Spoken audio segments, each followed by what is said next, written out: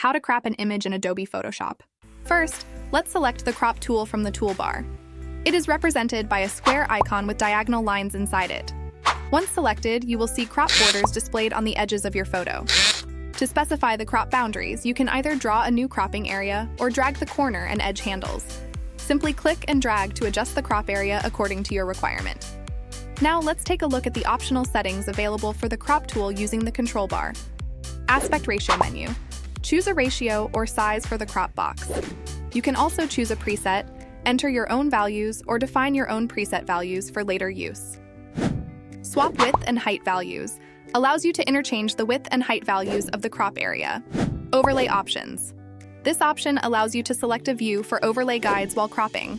You can choose from guides such as rule of thirds, grid, and golden ratio. To cycle through all the options, press the O key. For additional crop options, click on the Settings menu to specify additional crop options. In the Crop Options menu, you'll find some useful choices to enhance your cropping experience. Use Classic Mode. If you prefer working with the crop tool as it was in previous versions of Photoshop, CS5 and earlier, you can enable this option. Auto Center Preview. Selecting this option will place the preview in the center of the canvas. Show Cropped Area. Enable this option to display the area that will be cropped. If disabled, only the final area will be previewed.